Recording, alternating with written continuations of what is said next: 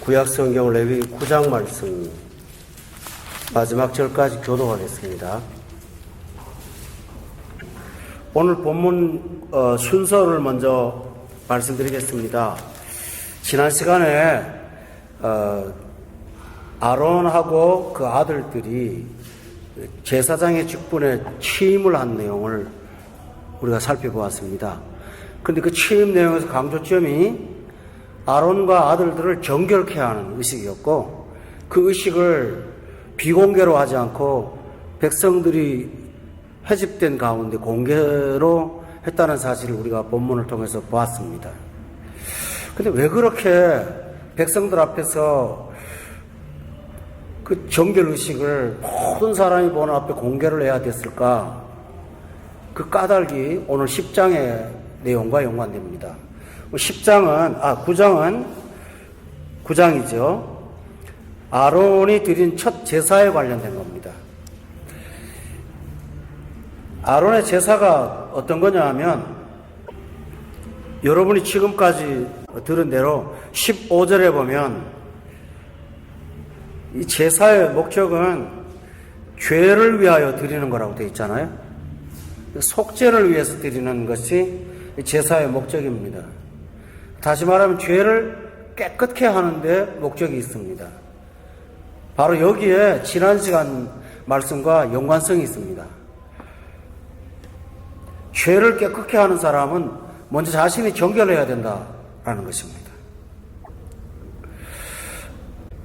우리가 병원에서 의료진들을 대할 때 그분들은 환자를 대할 때 자기가 먼저 소독을 하고 균이 없는 상태에서 들어가지요. 이거하고 똑같이 죄를 사하는 사람은 본인이 죄로부터 깨끗해야 됩니다. 그런데 지난 시간에 언급하지 않은 게 하나 있습니다. 대제사장은 죄가 없는 사람이 아니라 죄가 있는 사람입니다. 그래서 무슨 제사를 드리든지 대제사장은 자기의 죄를 위해서 먼저 속죄제를 드려야 됩니다. 그런데 레위기에서 강조하는 그 제사장의 핵심은 예수님이십니다. 예수님은 당신을 위해서 제사를 드려야 될 필요가 없습니다. 왜냐하면 그분은 죄가 없기 때문입니다. 그래서 구약에 나오는 대제사장들은 제사를 드릴 때 언제나 자기를 위한 제사를 먼저 드려야만 했지만, 예수님은 그러실 필요가 없은 완전한 대제사장이라는 사실을 말씀하는데 오늘 본문에 강조점이 있습니다. 또 하나 중요한 사실은, 우리가 하나님께서 우리를 세상의 빛이라고 하셨고 또 우리를 소금이라고 하셨지 않습니까? 빛이 되는 사람은 어둠이 되지 말아야 되는 거고, 소금이 되는 사람은 짠맛이 있어야 되는 거죠.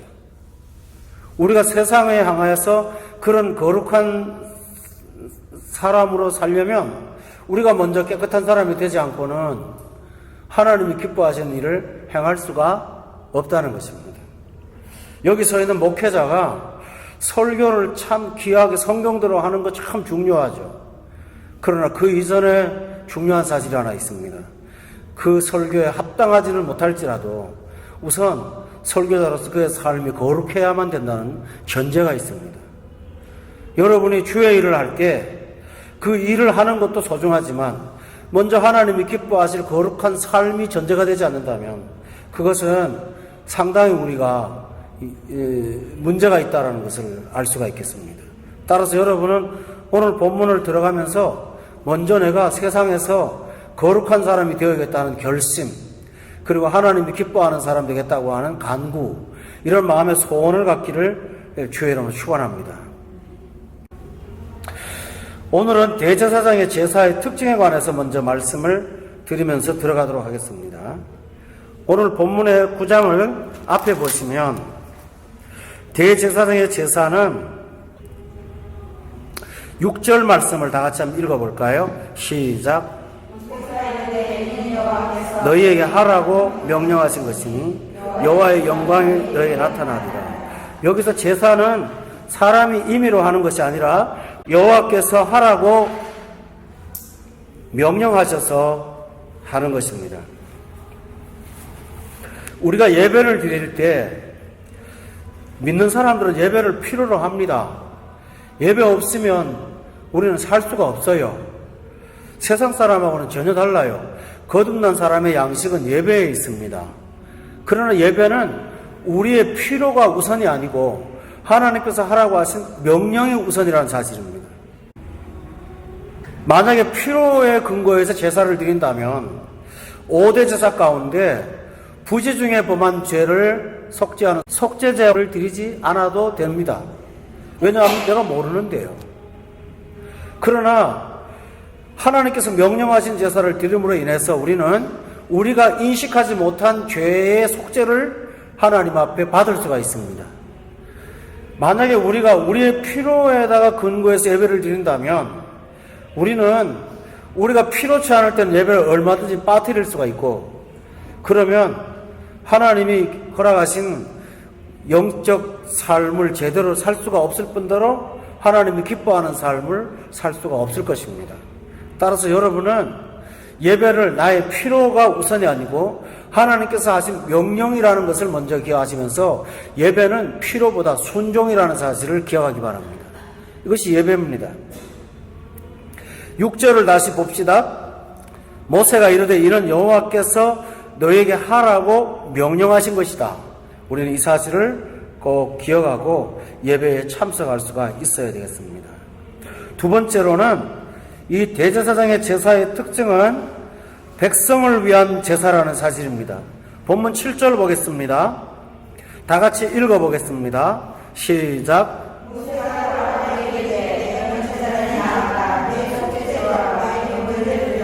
너를 위하여 백성을 위하여 속죄하고 그들을 위하여 속죄하되 여호와의 명령대로 하라라고 했습니다. 여러분 여기 7절에 보면 제사는 우선 제사를 집행하는 대제사장 너를 위하여 제사 드려야 된다고 했습니다. 그런데 그 제사는 예비제사고 본제사는 백성을 위하여 백성의 속죄를 위하여 드린다고 기록되어 있습니다. 성도 여러분, 우리 예수님께서 지신 십자가는 당신을 위한 것이 아니라 우리를 위한 속죄의 제사라는 사실을 기억하기 바랍니다. 그래서 한문으로 예수님의 속죄를 대속이라고 말합니다. 대속이라는 말은 대신 속죄를 하셨습니다. 대신 죄값을 받으셨습니다. 라는 뜻을 갖고 있습니다. 따라서 대제사장의 제사는 우리 자신을 위한 제사라는 사실을 여러분이 꼭 기억할 수 있기를 바랍니다. 이 사실이 참 중요한 사실은 첫 번째 말씀드린 것과 연관성이 있습니다. 예배를 나의 필요를 따라서 드리는 것이 아니라 하나님의 명령을 따라야 된다. 이 사실은 나의 필요를 무시하는 것이 아니고 내게 진짜 필요한 것은 내가 아는 것이 아니라 하나님이 아신다는 사실입니다. 그렇다면 오늘 두 번째로 백성을 위한 제사도 중요합니다. 예배 드릴 때마다 십자가를 의지하는데 여러분은 기억하실 거예요. 이사야 53장에 보면 여러분 아주 유명한 성경 구절 있죠? 찾아보겠습니다. 이사야 53장에 보면 이 십자가의 문제가 우리는 십자가의 사건을 지식으로 다 알아요.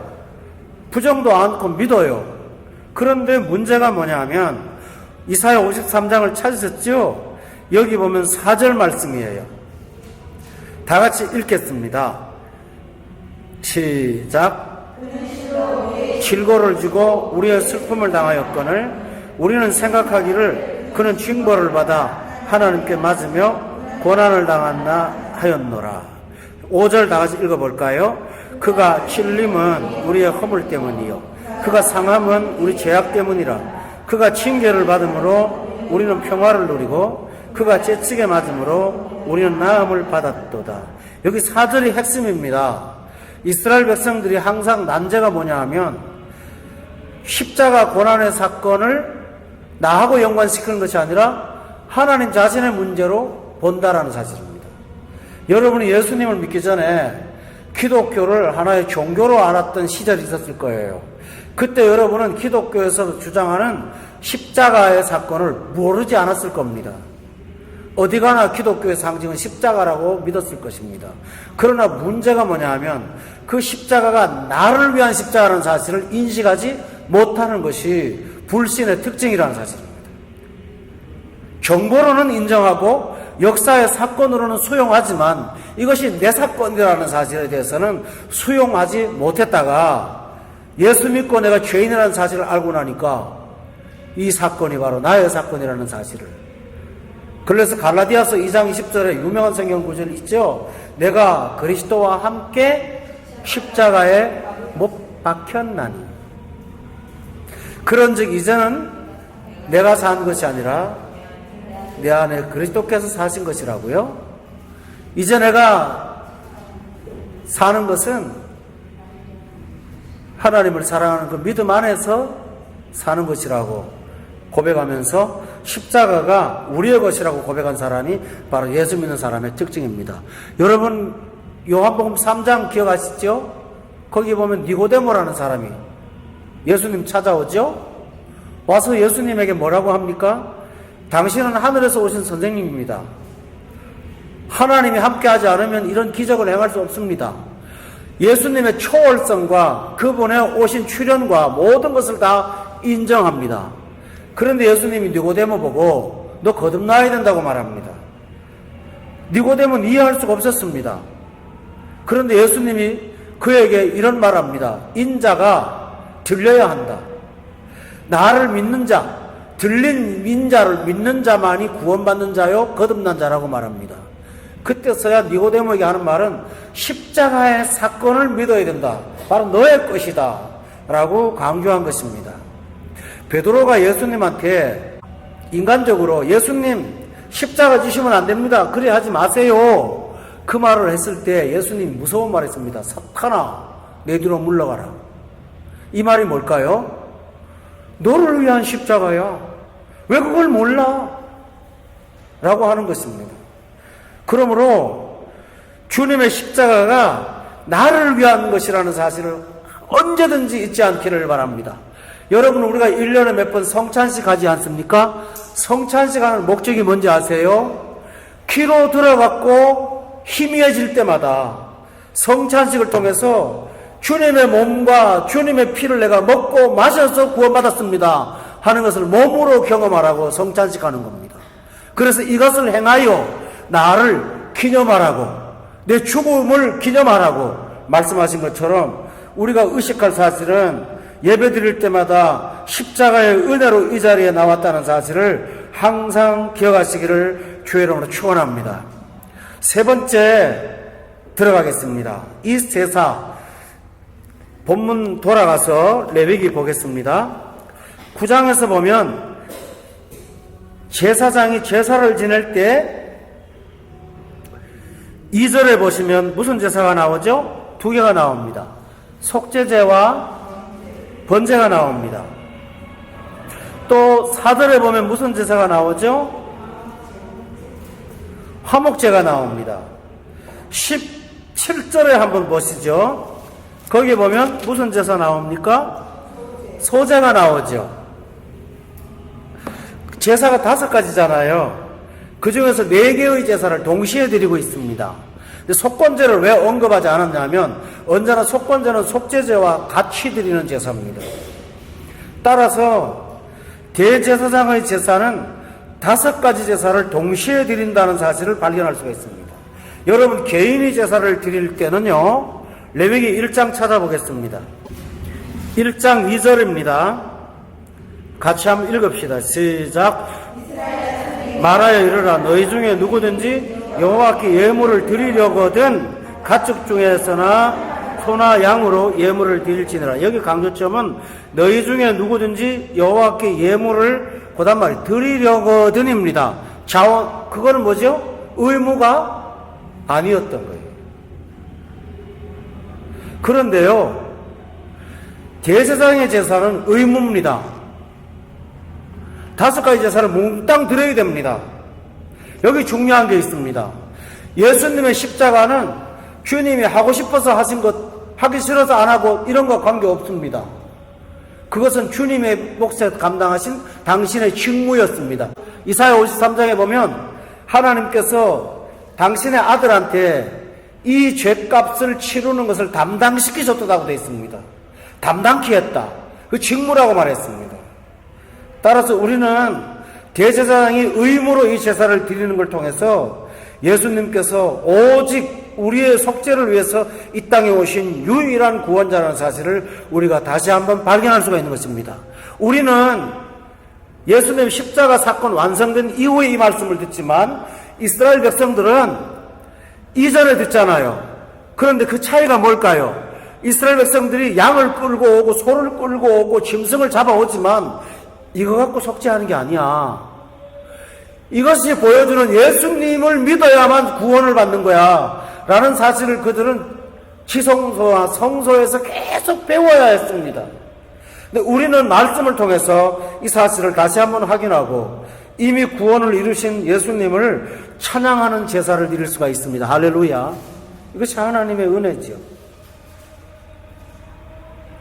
그런데 왜 5대 제사가 다 나오는가? 여러분 저를 보세요. 굉장히 중요합니다. 5가지 제사는, 번제는요, 하나님께 범죄한 모든 문제를 해결하는 거죠.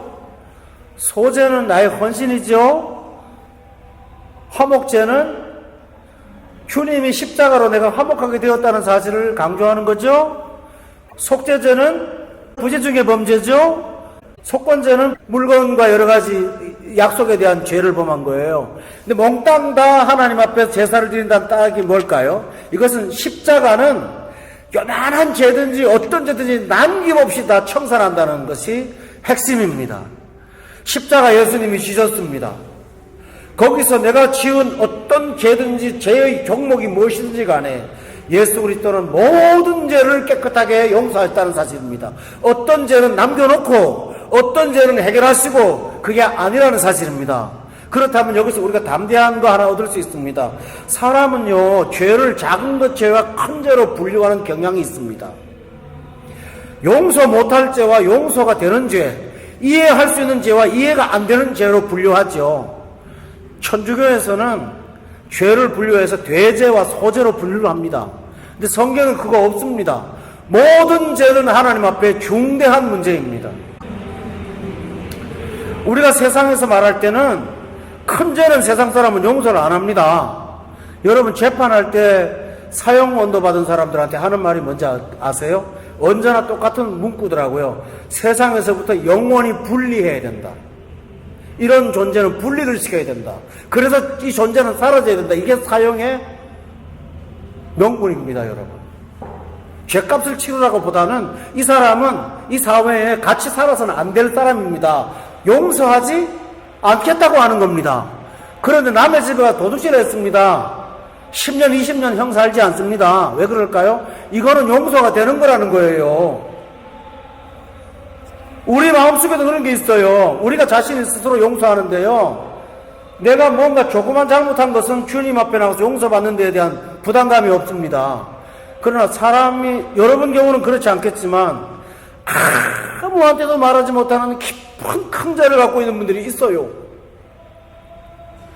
특히 예수 믿기 전에 죄보다는 예수 믿고 난 다음에 그런 큰 죄를 지은 분들이 있어요. 용납할 수 없는 거예요. 거기에 대해서는 많은 사람들이 이 부분을 하나님께서 용서하시겠어? 천당 가는 거야 맞겠지. 그러나 이 땅에서 하나님께서 나를 계속 징계할 거야, 징벌할 거야. 이 의식이 머릿속에 꽉 중압감처럼 있습니다, 여러분. 그래서 십자가의 용서가 마음에 와닿질 않아요. 그 무거운 중압감 때문에. 나 같은 게 뭐 용서받겠어? 십자가 모를 때는 그렇지만 알고도 뻔뻔스럽게 한 내가 어떻게 구원받을 수 있겠어? 라고 나 자신에 대해서 죄에 대한 어떤 부분들을 따로 떼어놓습니다. 그러나 성도 여러분, 주님이 누구의 후손으로 오신지 아세요? 다윗의 후손으로 오셨습니다. 이 말이 뭘까요? 성경 66권에서 가장 큰 죄 진 사람이 누군지 아세요? 다윗이에요. 아담은요 선악과 따먹었어요. 다윗은 남의 여자 겁탈했어요.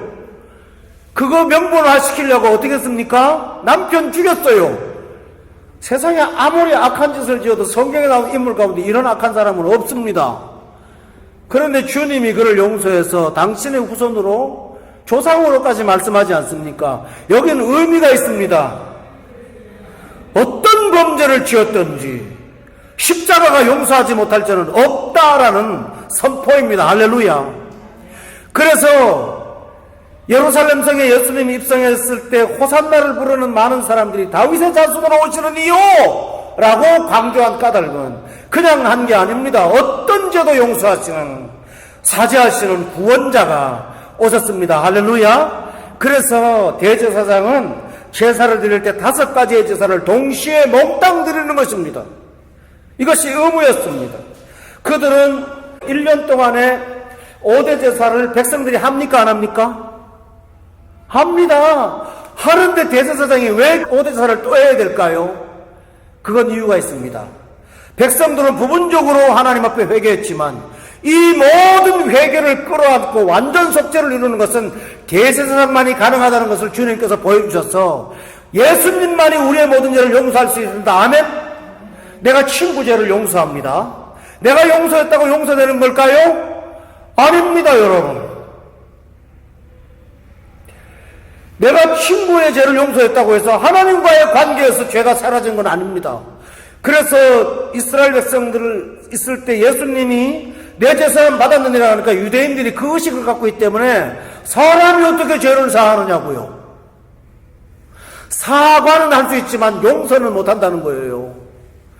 그런데 예수님은 하셨습니다. 그러므로 여러분은 십자가를 바라볼 때마다 꼭 기억하시기 바랍니다. 저것은 나의 죄를 위한 거야. 또 하나는 완전 속죄다라는 사실을 믿기를 바랍니다. 우리 따라합시다. 완전 속죄. 그렇습니다. 정말 남김없이 다 깨끗하게 용서하시는 그 은총이 십자가의 속죄라는 사실을 꼭 기억할 수 있기를 바랍니다. 여러분, 이 사실은 대제사장이 혼자 이 제사를 드리지 않았습니다. 9장을 보십시오. 5절 말씀을 다 같이 한번 읽어보세요. 시작. 모든 것을 회막 앞으로 가져오고 온 회중이 나와 여호와 앞에 섰다고 했습니다. 여러분, 이 제사를 드릴 때도 백성 전체가 다 나왔습니다. 여러분 기억하시죠? 개인이 와서 번제를 드릴 때는 옆집 아저씨 와야 됩니까? 올 필요 없습니다. 그런데 이 대제사장이 제사를 드릴 때는 온 백성이 다 와서 밖에 서 있고 제사장이 그 제사를 드립니다. 그게 뭘까요? 내 죄의 모든 남아있는 부분을 지금 저분이 다 해결한다라는 것을 보여주고자 하는 것입니다. 다시 말하면 십자가를 우리가 모두 바라봐야 될 줄로 믿습니다. 친구하고 잘못했습니다. 석연치 않았어요. 서로가 화해하고 용서를 빌었습니다. 그러나 그 둘이 동시에 바라봐야 될 게 있습니다. 그것은 십자가입니다. 이걸 보라는 겁니다. 이 사실을 꼭 기억하고 죄를 위하여 드리는 이 사건을 여러분이 꼭 기억할 수 있기를 바랍니다. 그러면 이제 큰 두 번째로는 이 제사의 규례를 살펴보도록 하겠습니다. 여러분, 5대 제사 몽땅 드리니까 9장 전체에 보면 제물이 굉장히 많이 나와요. 우선 2절에 보세요. 어떤 제물 나오는지 한번 찾아보세요. 송아지 나오죠. 그 다음에요, 순양이 나와요. 그 다음에 4절 보세요. 3절 보세요. 어떤 제물이 나오죠? 송아지하고 그 다음에 추가된 게 있죠? 어린 양이 나와요. 또 4절에 보세요. 수소와 순양이 나오죠. 15절에 보면 또 염소가 나오죠. 그 다음에 소제를 드리니 소제를 위해서는 17절에 보니까 가루 한 움큼이 또 등장하죠. 대제사장이 이 모든 제물을 갖고 드리는 것은 십자가의 사건에서 매우 중요한 것을 보여주는 것입니다. 뭐냐 하면 예수님은 당신의 모든 것을 남김없이 다 드렸다라는 사실입니다. 뭘 남겨놓고 드린 게 없다는 거예요. 전부 다 드렸다는 거예요. 십자가의 사건은. 따라서 주님께서 우리를 위해서 모든 것을 드렸다는 사실을 여러분이 기억하고 십자가 바라볼 때마다 주님의 모든 것을 쏟으신 완전 속죄라는 사실을 항상 기억할 수가 있어야 됩니다. 여러분, 강조점이 있습니다. 이 제사에서 가장 중요한 예식이 뭐냐 하면 피와 관련된 겁니다. 9절에 먼저 보세요. 9절에 보면 피와 관련되어 있는 게 있습니다. 다 같이 읽어봅시다. 9절 말씀 시작.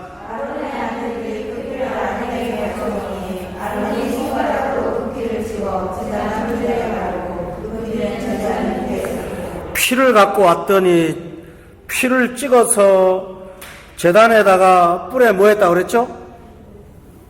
발라요. 그 다음에는요, 제단 밑에는 뭐예요?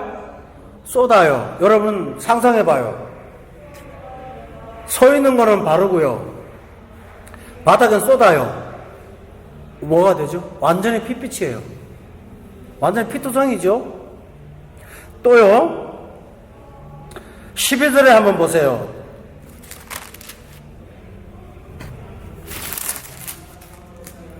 다 같이 읽어봐요. 시작. 아론의 아들들이 그 피를 그에게로 가져오니 그가 그 피를 제단 사방에 뿌렸어요.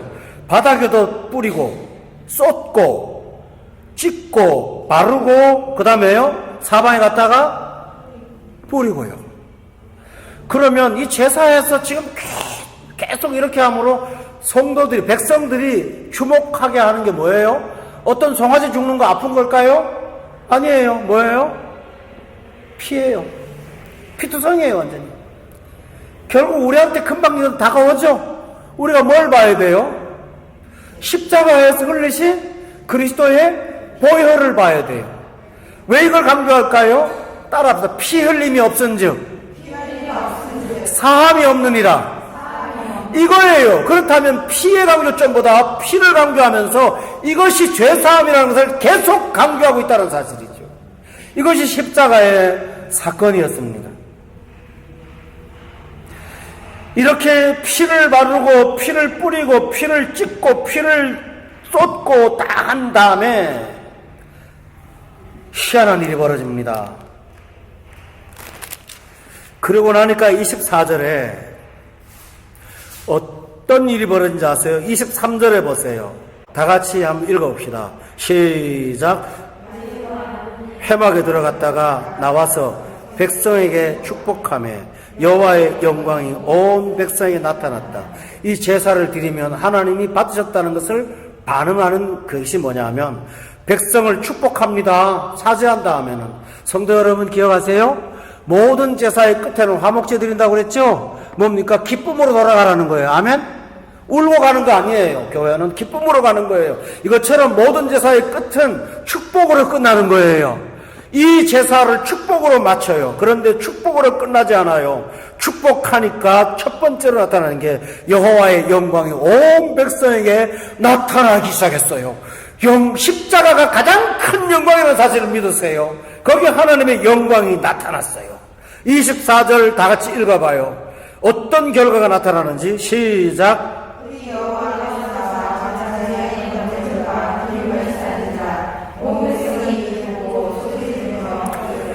불이 어디서 나왔어요? 여호와 앞에서 나왔다고요. 여러분, 지금 불이요, 번제단 거기에도 불을 피우고 있잖아요. 그런데 그 불이 어디서 나왔냐면요, 여호와 앞에서 이 불이 나와서 번제물 기름을 탁 사르는데 참 신기한 거죠. 여러분 기억해 보세요. 불이 나왔는데 막 타는 게 아니에요.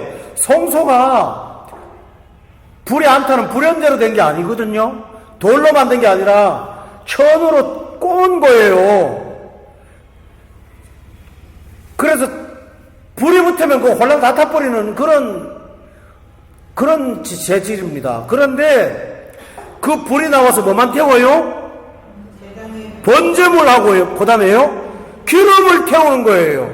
그게 뭘까요? 내가 이 십자가를 받았다. 내가 이 속죄를 받았다. 내가 사한다. 라고 하는 선포가 거기 나온 겁니다. 이스라엘 백성들이 불 자체가 무서운 것이 아니라 그 불이 번제물과 기름을 사르는 것을 보고 그들은 소리를 지르면서 그 앞에 엎드릴 수밖에 없었습니다. 할렐루야. 나쁜 불은요, 다음 시간에 우리가 10장 1절에 보면요, 기가 막힌 게 나와요. 아론의 아들 나답과 아비후가 각기 향로를 가져다가 여호와께서 명령하시지 아니한, 그 다음에 뭐라 그랬나요? 다른 불을 여호와 앞에 분향하였더니 불이 여호와 앞에 나와서 그들을 죽여버렸다고요. 이 불이요, 이거 두 가지는 굉장히 중요한 거예요. 예수 그리스도의 십자가를 의지하려면 지옥불이 기다리는 거고요. 예수님의 십자가를 의지하면 내 죄를 태우는 것이 불이에요. 똑같은 불인데 이렇게 차이가 있다고요. 홍해바다 갈라져서 백성은 구원받았지만 애국 백성은 죽은 것처럼 똑같은 불이 구원의 불이요, 똑같은 불이 심판의 불이 된다는 사실입니다. 우리가 하나님의 은혜로 성령의 불을 받으면 내 속에 부경을 태우고 내 가슴을 뜨겁게 할 줄로 저는 믿습니다. 세상 불은 붙으면 사람 다 태우고 교회 다 태우고 가정 다 태워요. 그런데 하나님의 불, 나답과 아비후는 다른 불, 여호와께서 명령하지 않은 세상 불을 갖고 왔더니 그들이 죽어버렸어요. 하나님이 그 불보다 더 센 불 갖고 태워 죽여버렸다고요. 그런데 제사장이 5대 제사를 드리고 난 다음에 축복받고 나니까 여호와의 영광이 드러나는 그곳에 이 불이 나타났어요. 교우 여러분, 이것이 우리 예배의 전형입니다. 우리가 예배드리고 마칠 때는 축복받고 돌아가요. 축복만 갖고 돌아가지 않아요. 불을 갖고 돌아가요. 아멘. 불 갖고 가는 거예요. 우리가 기름 떨어지면 주유소 가서 기름 넣잖아요. 근데 그 기름이 뭘로 바뀌어야 엔진이 돌아간지 압니까? 알죠? 기름 갖고 돌아가는 거 아니에요. 기름이 타서 불이 돼야 돌아가는 거예요. 불이 돼서 안에 있는 피스톤 실린더를 움직여서 뻥뻥뻥 터뜨려야 엔진이 돌아가는 거예요. 불로 가는 거예요. 비행기가요, 항공기는 바람을 이용해서 갑니다. 그런데 전폭기 있잖아요. 그건 불로 가는 로켓이에요. 그건 바람 이용 안 해요. 불로 가는 거예요. 추진력으로. 그래서 제가 집사님한테 들었어요. 전투기는요, 공중에 30분 이상 비행을 못 해요. 불을 태워야 되니까. 그래서 30분이면 다 내려와야 된답니다. 난 그건 처음 알았어, 나는. 아, 이거구나 깨달았어요. 여러분, 이것처럼 하나님께서 우리에게 불을 주십니다. 아멘.